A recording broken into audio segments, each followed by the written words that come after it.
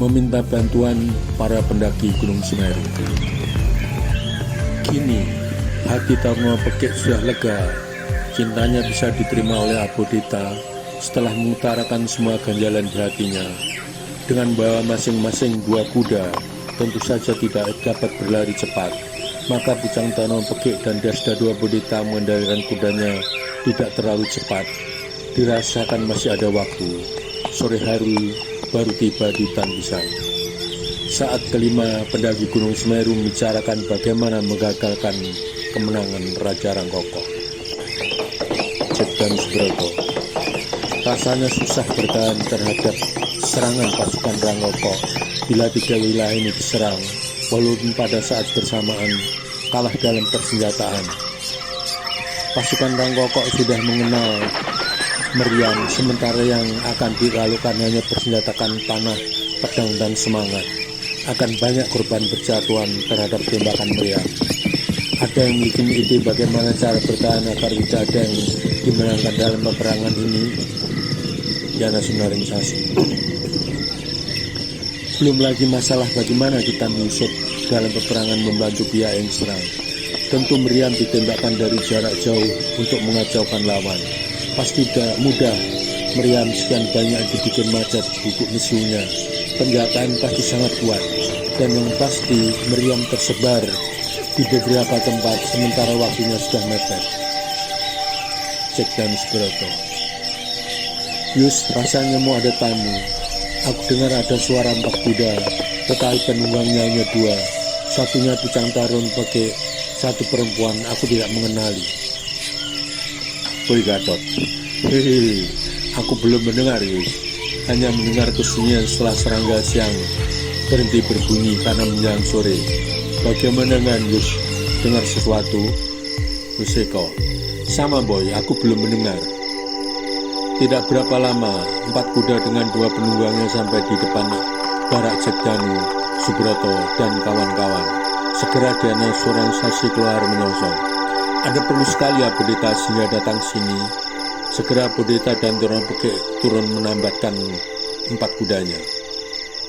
Setelah berpelukan sebagai sahabat, Dasdadu segera menjawab, "Benar Diana Sunaringsasi, kenalkan dulu aku kepada kepala regu pendaki sebelum aku utarakan maksudku." Diana Sunaringsasi. "Kenalkan ini teman-temanku semua. Ini Cekdanu Subroto sebagai kepala regu pendakian kami. Ini Hambali. Ini Yus sudah kenal, juga Boy Gatot." Dasdadu Abodita. "Kalau tidak salah, saat aku sakit dulu Diana Sunaringsasi mengatakan kepada paman, regunya terdiri dari 6 orang. Di mana yang 1? Diana Sunaringsasi. Wah, kali ini memang berkurang 1 karena lagi tugas. Sekarang apa yang menjadikan Abodita datang bersama Taruna Pekik? Ada sesuatu yang tidak beres? Dasdadu Abodita. Tidak Sunaringsasi, semuanya baik-baik saja. Taruna Pekik sudah menceritakan keseluruhannya kepadaku, terutama terkait dengan Yus. Jadi tidak ada yang perlu dibicarakan. Diana Sunaringsasi. Terus sekarang apa yang menjadikan Abodita datang kemari? Dasdadu Abodita. Sunaringsasi dan semua yang ada di sini. Kalau tidak keberatan, aku meminta bantuan kalian semua. Aku kasihan melihat ayah yang mendapat hukuman menjadi manusia berkepala sapi, termasuk sebagian prajuritnya yang dihukum menjadi manusia berkepala kambing. Abodita tidak mampu mengakhiri semua tanpa bantuan kalian semua. Beberapa hari lagi, Raja Rangkoko akan berebut 3 wilayah, Karangbatu, Karangkepodang, dan Lembu Ampal. Semua menjadi kepala suku, masih ada pertalian darah dengan ayah. Pasti akan jatuh korban sekian banyak lagi. Juga manusia akan dihukum semakin banyak. Cekdanu Subroto. Sebenarnya kami juga tengah membicarakan bagaimana menghadapi perangan ini. Waktunya terlalu mepet. Abodita, perang tetap akan dimenangkan oleh Raja Rangkoko karena persenjataan yang mereka miliki lebih lengkap. Sulit untuk membendung, tetapi ada cara untuk memenangkan peperangan ini, Abodita. Dasdadu Abodita. Aku meyakini juga demikian. 3 wilayah ini akan jatuh ke tangan Raja Rangkoko. Bagaimana bisa Raja Rangkoko dikalahkan? Beri penjelasan kepadaku, Jack. Jack Danus Broto. Diana, coba beri gambaran perang dengan bumi hangus ketika pasukan Napoleon Bonaparte dapat dikalahkan. Sekaligus ini secara tidak langsung memberitahu kepada Herman dan Herlan siap dijemput, karena strategi perang ini hanya dikenal oleh manusia zaman sejarah.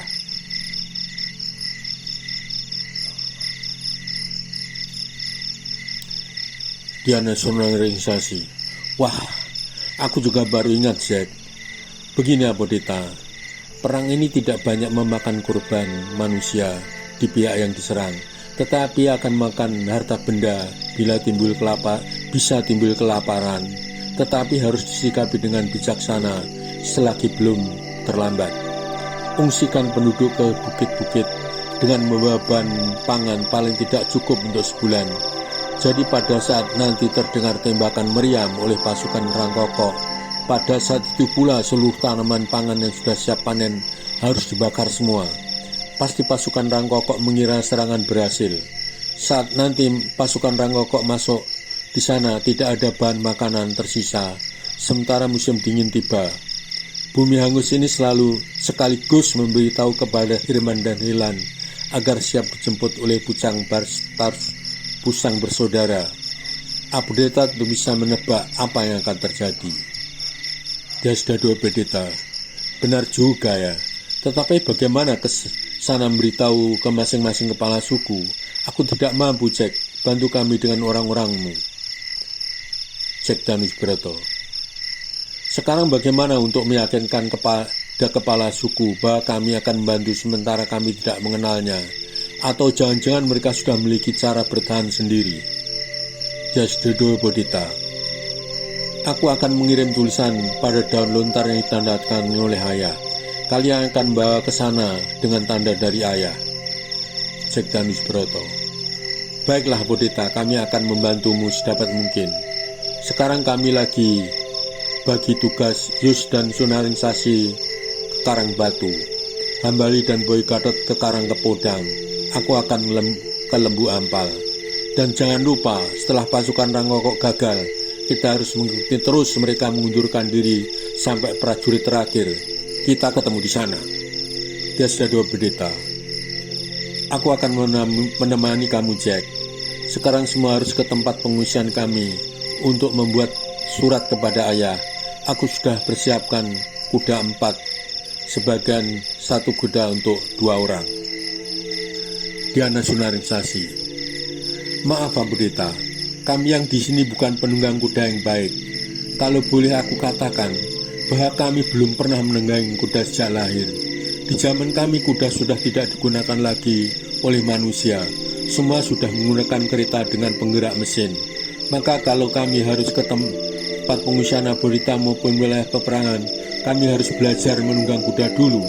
Apakah Turna Pekik dan Apodita sudah mengajari kami dulu satu persatu? Dia sudah dua Apodita. Ya ampun, Diana Sunaringsasi. Tak pernah terpikirkan olehku bahwa kalian semua belum pernah naik kuda. Maafkan kami.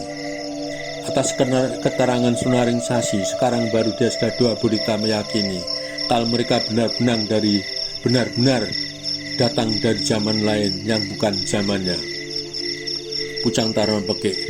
Ya ampun, pantas saja Raja Kongkok palsu tidak pernah jauh dari dan selalu dikitari oleh pengawal. Rupanya ia tidak bisa mengendalikan kuda. Kalau begitu ia tidak akan pernah melarikan diri dengan kuda. Baru sekarang aku mengerti. Diana Sunaringsasi. Benar Taruna Pekik, dia juga bukan penunggang kuda seperti kami. Dia sudah dua Bedeta. Nah, kalau begitu malam ini kami akan mengajari cara naik kuda. Baru esok hari kalian akan benar-benar naik kuda.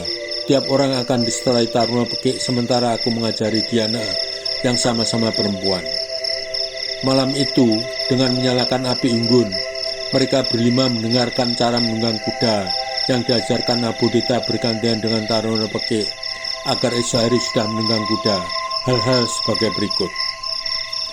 Karena mereka semua belum pernah naik kuda, mereka diajarkan naik kuda dari sebelah kiri, karena hentakan kekuatan kaki biasanya berada di sebelah kanan. Dan ingat, Sekali loncat harus bisa duduk dan berpegangan kuat agar tidak melorot ke kanan.